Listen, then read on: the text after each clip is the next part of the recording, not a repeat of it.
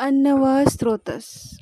अन्न व स्रोतस म्हणजे शरीरातील अशा वाहिन्या ज्या आपण घेतलेले अन्न आणि द्रवपदार्थ वाहून नेतात. आपण जे अन्न तोंडात घेतो ते अन्ननलिकेद्वारे म्हणजेच इसोफेगसद्वारे पोटाकडे खाली जाते. येथे अन्नाचे अंशतः पचन होते आणि पुढील पचनासाठी ते आतड्यामध्ये पाठवले जाते आणि शरीराच्या उतीद्वारे शोषले जाऊ शकेल व वापरता येईल अशा स्वरूपात रूपांतरित होते. अन्नाची हालचाल शरीरातील वाहिन्यांमधून होते आणि तोंडापासून आतड्यापर्यंत जाणाऱ्या या वाहिन्यांना अन्न व स्रोतस म्हणतात. आयुर्वेदात आम म्हणजे काय? पचनशक्तीच्या कमतरतेमुळे अन्नाचे योग्य पचन होत नाही तेव्हा आम तयार होते.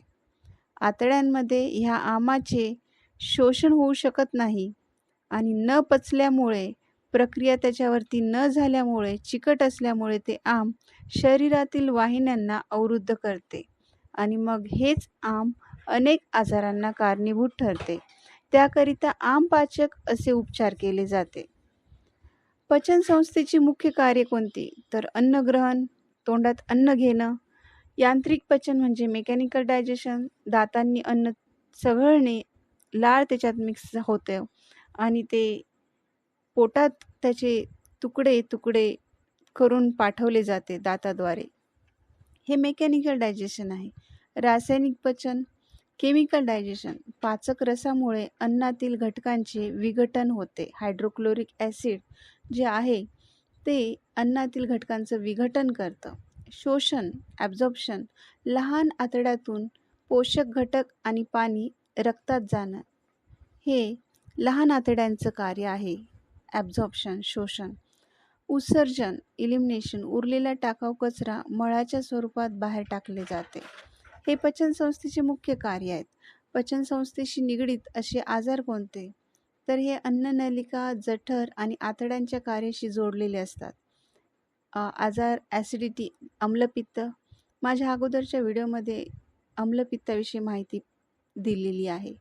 बद्धकोष्ठता, पोट साफ न होणे, अपचन, पोट फुगल्याप्रमाणे वाटणे, उलट्या, जुलाब, मूळव्याध आणि अल्सर हे पचनसंस्थेचे सामान्य आजार आहेत. चुकीची जीवनशैली, अयोग्य आहार आणि ताणतणाव ही या आजारांची प्रमुख कारणे आहेत. माझ्या अगोदरच्या व्हिडिओमध्ये देखील अन्नविषबाधा आपण पाहिलेले आहे, जे पचनसंस्थेच्याच पचनसंस्थेशीच संबंधित आहे. त्या व्हिडिओला देखील आपण पाहून माहिती घेऊ शकता. आशा करते की अन्न व स्रोतस किंवा पचनसंस्थेची जी माहिती आहे आपल्याला उपयुक्त ठरली असेल. येणाऱ्या दिवसामध्ये अशीच माहिती जाणून घेण्यासाठी माझ्या यूट्यूब चॅनलला लाईक करा आणि सबस्क्राईब करा. धन्यवाद.